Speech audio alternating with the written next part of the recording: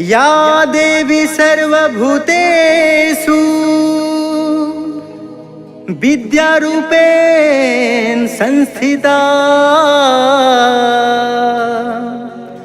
नमस्तस्यै नमस्तस्यै नमस्तस्यै नमो नमः।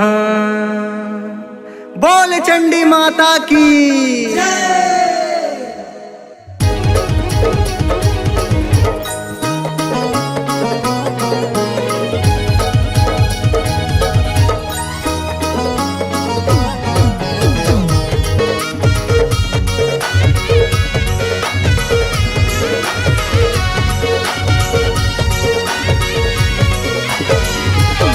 चंडी माई वो दुर्गा दाई वो चंडी माई वो दुर्गा दाई वो छुपा छुपा ताबे वो दाई मोरे अंगना झुपत नाचता बे वो दाई मोरे अंगना।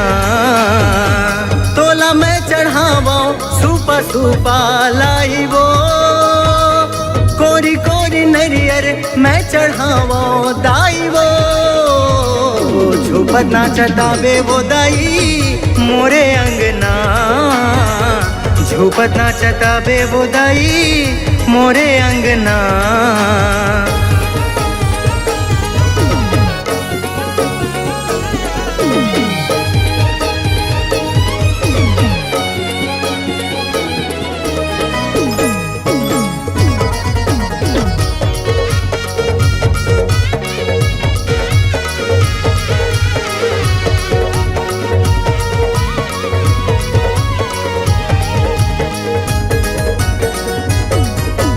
झांझ गिर के चंदवा बैगाला संगमा लेके आवे दाई संगमा लेके आवे दाई संगमा लेके आवे। हाँ चंदरपुर के कुनवा बैगाला दाई वो तेजन भुलावे दाई वो तेजन भुलावे दाई वो तेजन भुलावे। गाँव के ठाकुर देवता लसुमरो संगमा लेके आवे दाई संगमा लेके आवे दाई संगमा लेके आवे। डोंगर गढ़ बमलाईला दाई वो तेजन भुलावे दाई वो तेजन भुलावे दाई वो तेजन भुलावे। गरीब के कुटिया चरण मढ़ा दे दाई वो लाली लाली चुनरी मैं चढ़ावा दाई वो मारत कारी तयाबे मोरे अंगना बाना धर के आवे वो दाई मोरे अंगना।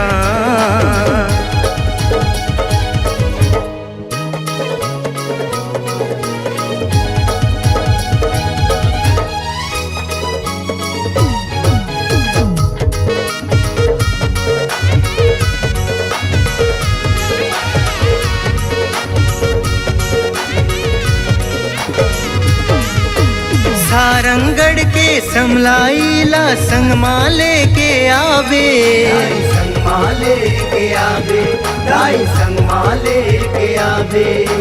कोरबा के मड़वा रानीला दाई वो तेजन भुलावे दाई वो तेजन भुलावे दाई वो तेजन भुलावे।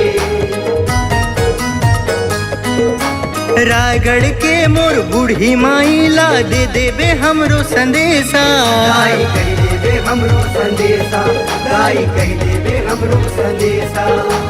किरोड़ी मल के दुर्गा दाईला दे देबे हमरो न्योता दाई दे देवे हमरो न्योता दाई दे देवे हमरो न्योता।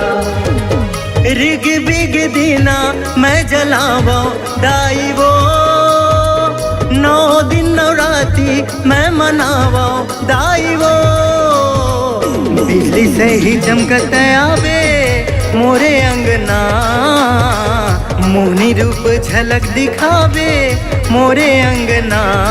चंडी माई वो दुर्गा दाई वो चंडी माई वो दुर्गा दाई वो छुपा छुपा दावे वो दाई मोरे अंगना बघवा में सवार होके मोरे अंगना, लाला लंगरू वाला लेके मोरे अंगना, सातों बहनी संग माँ आबे मोरे अंगना।